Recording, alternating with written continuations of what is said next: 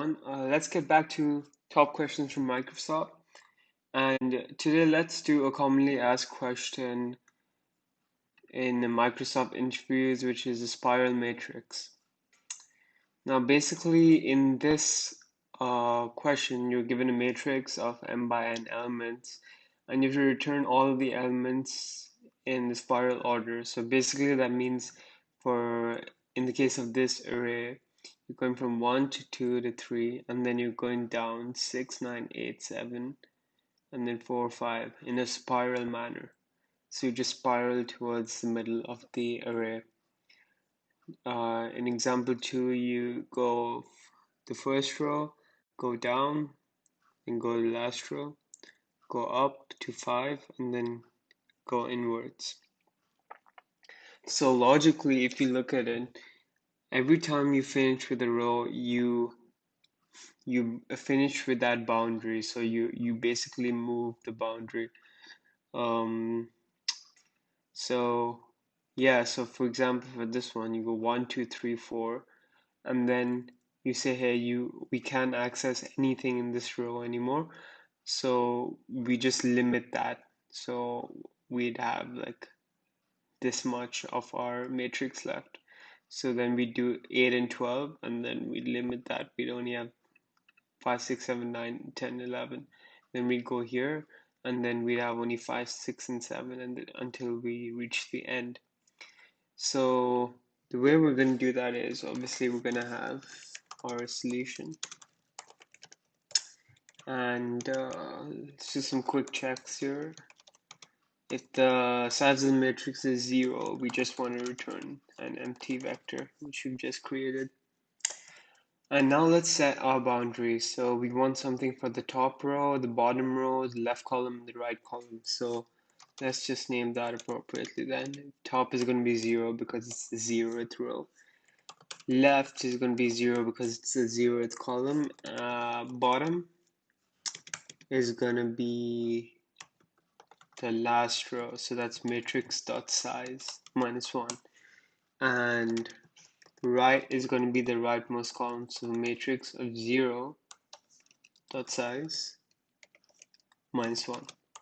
And we also want to keep track of the size of the original matrix. So in size, let's make that matrix dot size, which is the size of which is the number of rows, and multiplied by matrix of 0 dot size, which is the number of columns.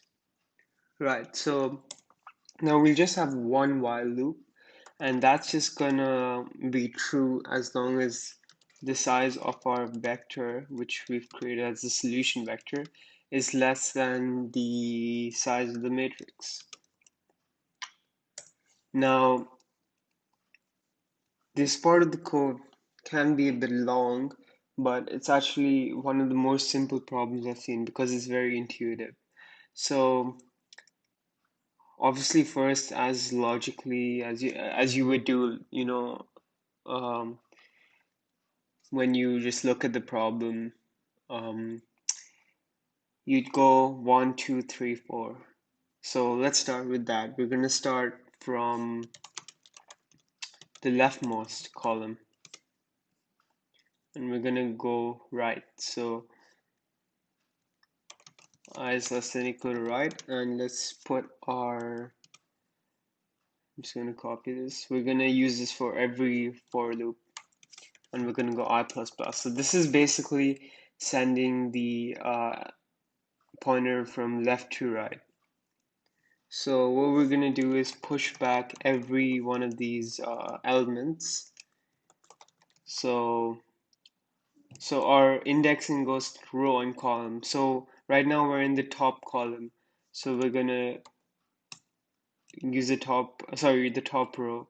So we're going to use the top row, and our column is going to change as we see over here. So it's going to change from this one to this one to this one to this one. So we're going to do top matrix of top of I. And so once we do that, we see that we've gone through this row. and we don't need it anymore, so we change that boundary by saying top plus plus.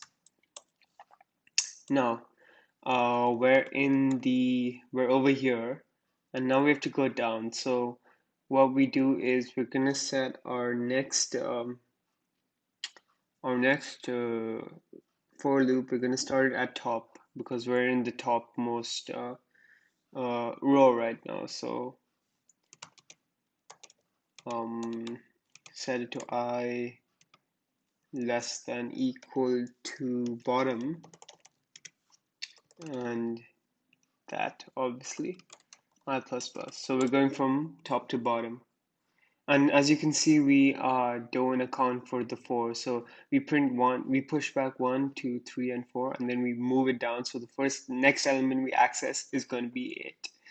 So we're going downwards now. And once so obviously first we have to push back our appropriate element. So what's it going to be? It's going to be we're moving our rows, so those don't stay constant, so that's going to be I. And we're moving along the rightmost column, so it's going to be I of right.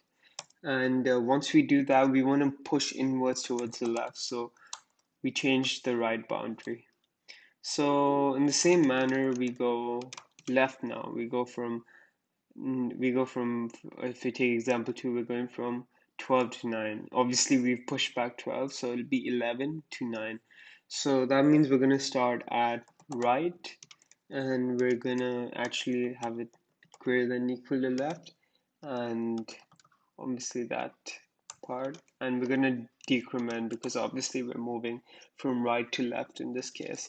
So we're going to push back matrix of, so in this case our row is constant, it's going to be bottom, but we keep moving our column, so we're going to be bottom of I, and we're going to decrement bottom because we finished with that bottom row.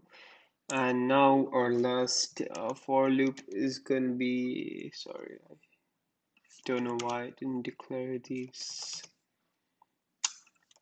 Yep, so we're at our last for loop now, so we're at bottom, and we're going to do that while it's greater than equal to top, so we're going bottom to top. Oh my bad. Don't feel like typing all of that. So we're going to go upwards, so we're going bottom to top, so we decrement. And we're going to push back.